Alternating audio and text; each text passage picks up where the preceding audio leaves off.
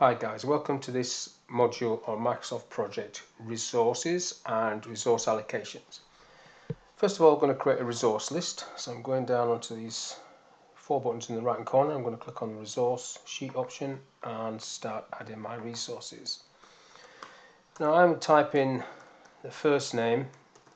You can type the first and second name of a resource if you wish. You can also use appointments like administrator, trainer, etc, etc. Although that does negate some of the features of Microsoft Project. I'm going to have Microsoft Office as a resource, have computers as a resource, and paper, hotel, and contractors. Same rules apply when you're doing resources as with tasks. Depending on what detail you want to go down to, depends how many and how much resource you list. There are three main types of resource: work, material, and cost. So I'm going to just select material for Microsoft Office. I'm going to pull that down for computers and paper. Hotel I'm going to set to cost and show you how that works later on. Contractors I'm going to leave as work. Now in the material column, if I type an abbreviation for Microsoft Office, MSO, PCs for computers, and PAC for paper, those are the labels that will appear on the Gantt chart when you add that resource to a task. Now, because I'm using names there, I'm going to put the appointments in this group column. So I'm going to say that these guys at the top, these first two, are trainers. So trainer, and then Bill can be an admin person, and then Ben can be the manager. Now, this allows you to filter when you create reports. So I could do a filter on trainers, or admin, manager, etc. If they're set to 100%, they're available all the time, 50%, 50% of the time, and so on and so on. You don't get that option when you set a resource to material. I'm going to give each of these four people the same rate of pay and overtime rate, £10 an hour and £15, highlighting that, bringing those down. And I'm also going to say every time I allocate Microsoft Office to a task, it's going to cost me £100. PCs though, I'm going to put that as a fixed cost of £500. That was always going to be £500 no matter how many times or how many PCs I add.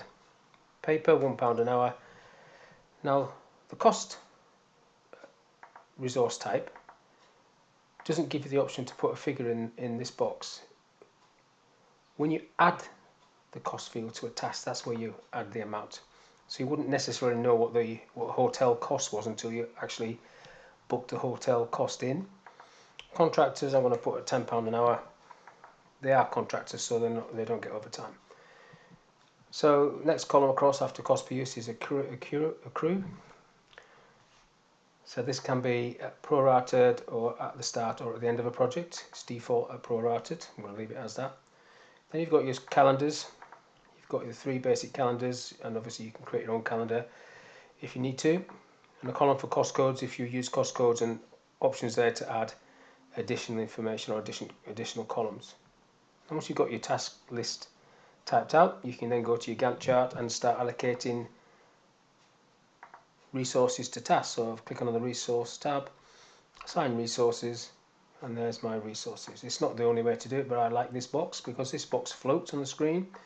I can click down these tasks, the task name appears at the top, and then I can allocate resources. So on this first task, install software room 1, I want to assign Anne and Ben, 2 people, and 2 computers, assign.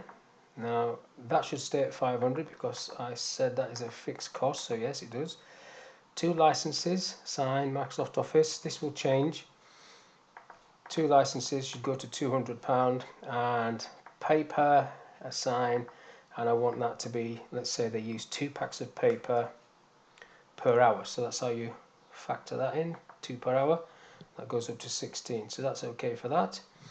Now all the costs, as you can see, are listed in this box, but what I can't see is a sort of overarching cost, so I'm going to change this table view to the cost table, and then that will give me the overarching cost. So 876 is what this is costing me so far. Test software room 1, I'm going to allocate Bill. He gets 1 computer, gets 1 license, and he uses a pack of paper per hour. So 1 per hour on there, and that's cost me 688. Next one down, training, I'm going to give that to the contractors, assign, and they don't need Microsoft Office, but they do need a hotel. So this is where you put the cost of that hotel in there. So let's say that was £250 for that hotel, and that's the contractors. And that is the process you go through to assign your resources. If you find that you've got something listed that you don't assign, you probably didn't need to have it listed in the first place. You can just go back to your resource sheet and delete it. So far this project, I'll just close that, is costing $18.94. Now if I go back to the resource sheet and double click on Anne, for example, and I will look at the resource in more detail. So when the resource information box comes up, when you double click, this is about Anne. You've got her availability at the bottom there. If I change that and say, for example, she's not available until the 27th, but thereafter she's available, if I click away from that and click OK, because I've got Anne allocated already, she's flagged in red, which is not good, so I'll just go back in there, take that off, put it back to NA, which means she's available from then on. But that's what that's for.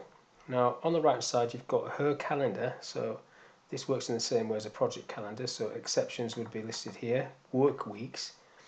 If this changed, so for example, if I go into this and say on Fridays, she only works till 8 o'clock, she starts at 8 till 12, starts at 8, finishes at 12. If I click OK to that, click on any Friday, that will say there what the hours are. There's the normal hours. I'll go, she's actually gone red there, so I'm just going to go back and take that off. So click on Friday, use the default settings, click OK, back to default, and then OK. Next, across the top you've got costs, so this is used for where you've got increments depending on where or when you're working. So for example, there is the default, £10 an hour and £15. Let's say that Anne goes to a foreign country, and while she's in that foreign country she gets £12 an hour and £17 an hour overtime. When she comes back, a week after maybe, she goes back down to a basic of 10 and 15. And this can also be used for bulk buys. You may buy a pack of paper at £1 per pack, but if you buy 100 packs it's only a penny a pack and things like that. You can use these cost code tables for that. You've got quite a few there. The default one is A, and in each of these tables you've got quite a few rows. Next at the top you've got a notes tab, similar to tasks. You add a notes option there. I'm just going to give it a title, job spec, and then as we did before, you click on the little insert object and you can insert a document. I'm just going to insert a new blank Excel worksheet just for demonstration purposes. Click on the display's icon so it will look like that. Click OK. Because I've created a new one, this will actually sit in Microsoft Project. There it is. It actually says there worksheet in software implementation. I don't even need to save that really, it'll stay there. I could save it if I wanted to, but I don't need to because it will be saved within project. Next tab across you've got custom fields, so if we add any fields or create any custom fields, they would be listed in this box. We haven't done that, so there aren't any. Just click OK to that, and then that information is displayed there. The reason I did a title job spec is so you can see there's something there and what it is, because otherwise you just see the apostrophe that's at the bottom there, which doesn't really tell you anything, and you'd have to double click into it to find out what was there. Now, next little bit, I want to come back onto the Gantt chart and talk quickly about task types. So I'm just going to create 4 tasks, task A, task B, task C, and task D. And I'm going to put this table back to the entry tables, don't need to look at the costs anymore. So we've got the information column.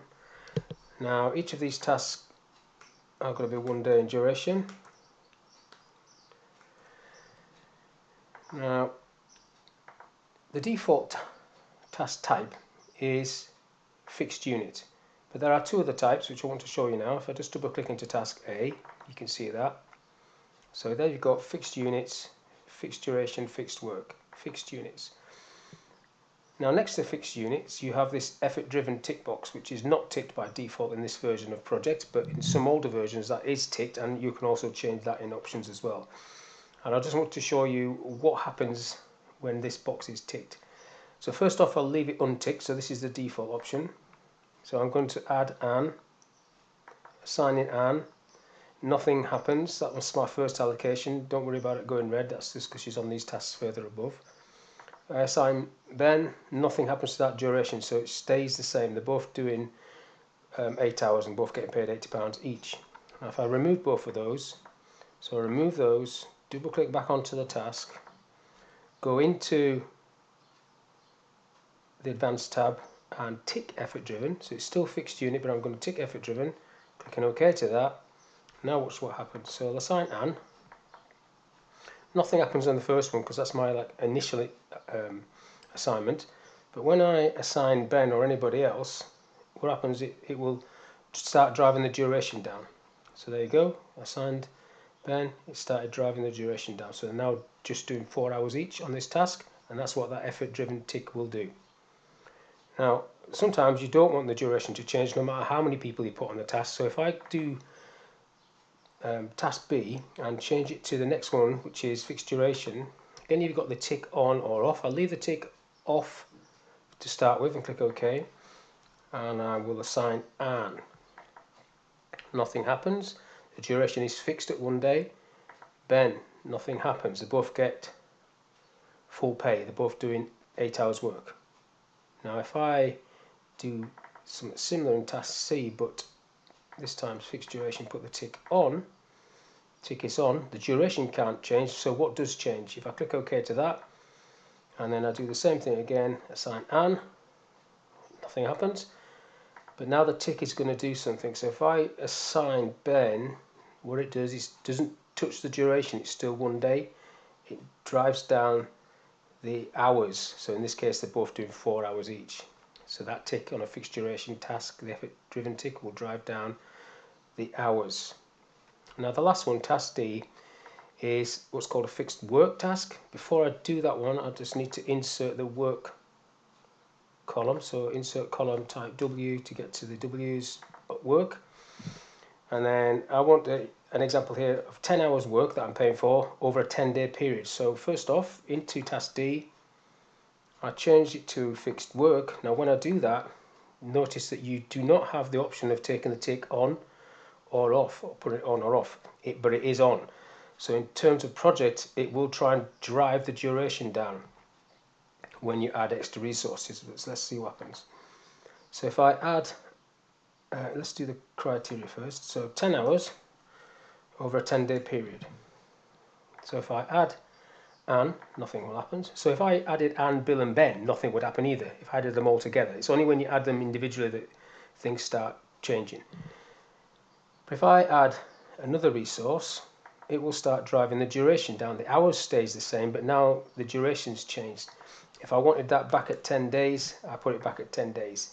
But if I was going to do that initially, what I perhaps should have done is just highlighted 2 people or 3 people and assigned them as my initial allocation.